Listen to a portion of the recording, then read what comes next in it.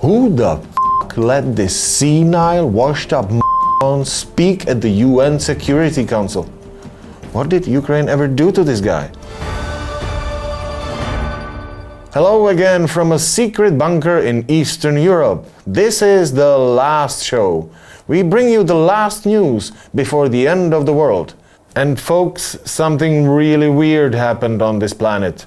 Ambassadors from nations all across the world came together to listen to Roger Waters. Ladies and gentlemen. Hell yeah! The UN fucking Security Council, the most powerful international institution in history, was lectured by a grumpy old bass player from Pink Floyd.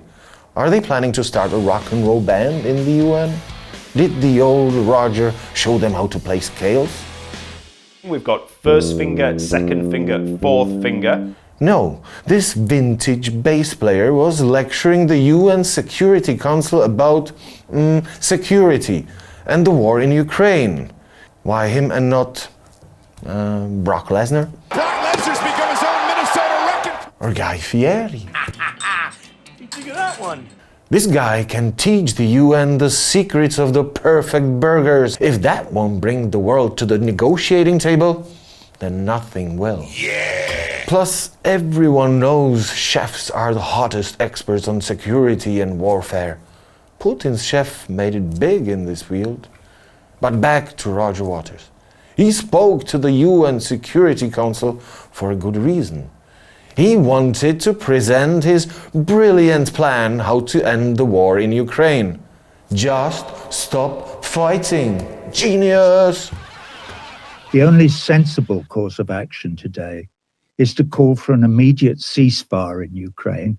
No ifs, no buts, no ands. No shit.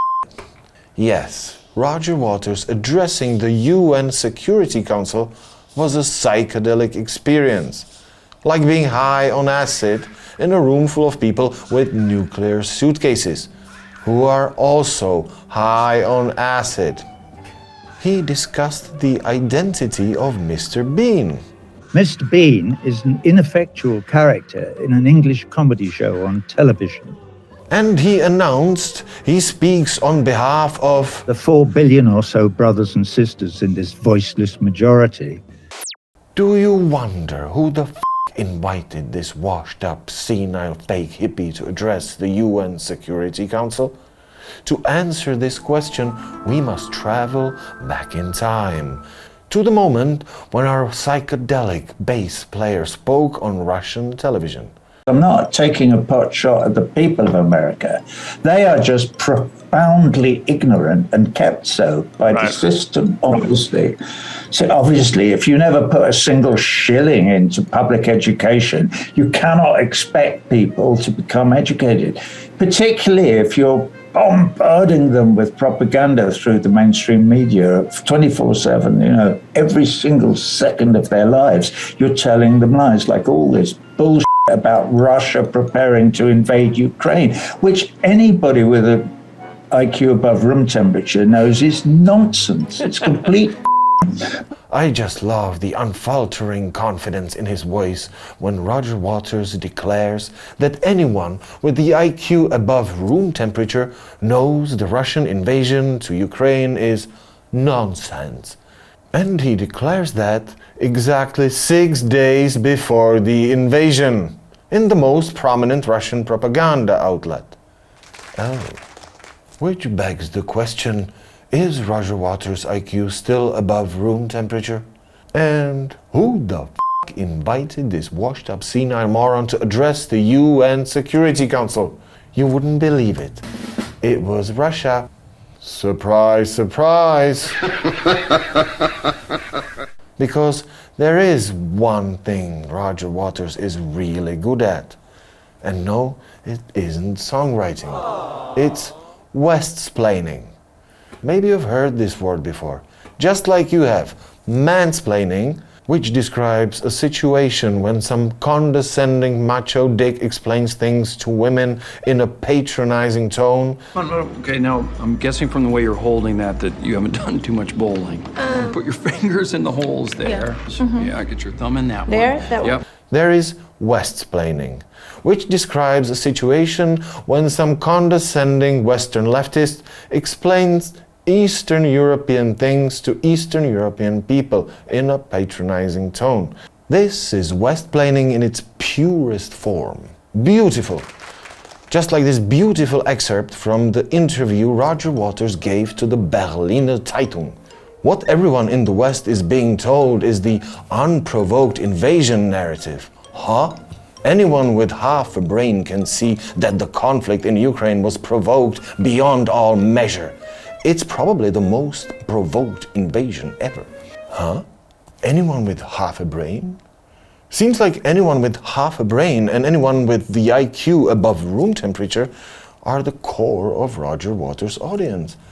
They love him when he's preaching that the skirt Ukraine war was too short, that Ukraine was asking for it, and Putin was so provoked. But the cornerstone of Westsplaining is the story of NATO's expansion. That's the original sin of Eastern Europe, orchestrated by the evil snake of the USA.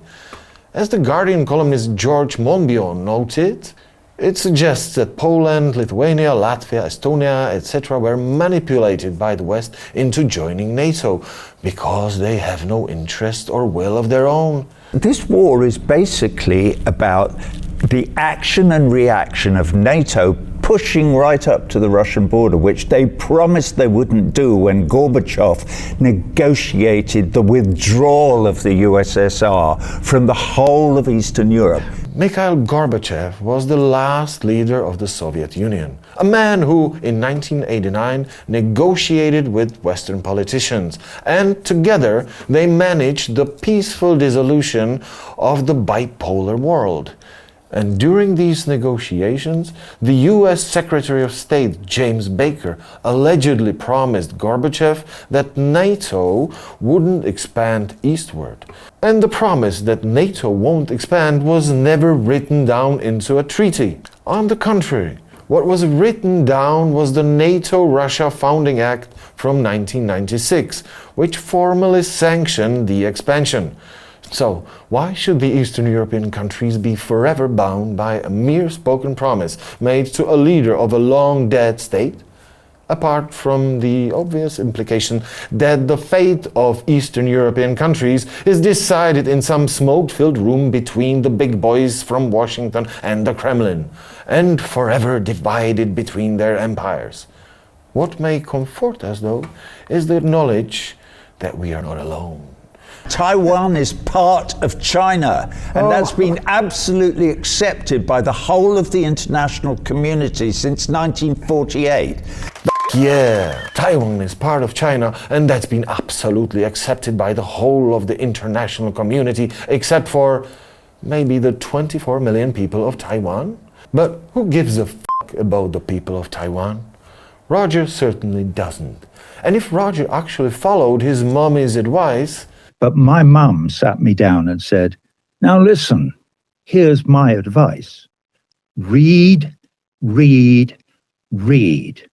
If Roger followed his mommy's advice, maybe he would know there are 14 countries that recognize Taiwan as a sovereign state, and some 59 states maintain some kind of diplomatic relations with Taiwan. I can imagine Roger Waters in the year 1920, getting grumpy and yelling at people that India is part of the British Empire.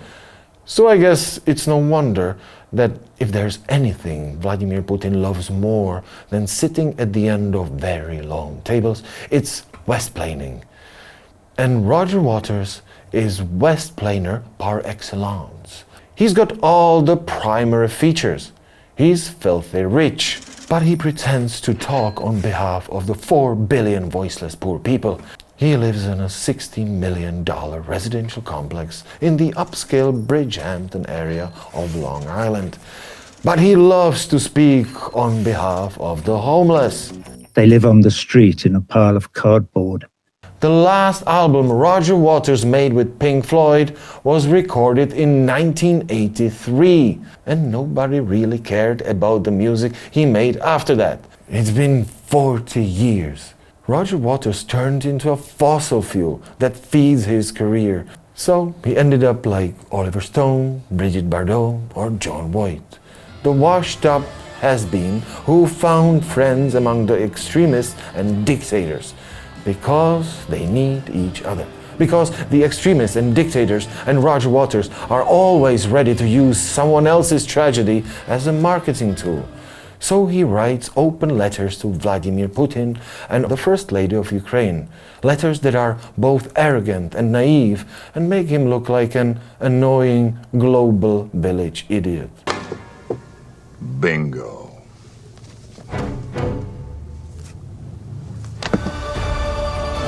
Well, that's it, folks. Subscribe to our channel.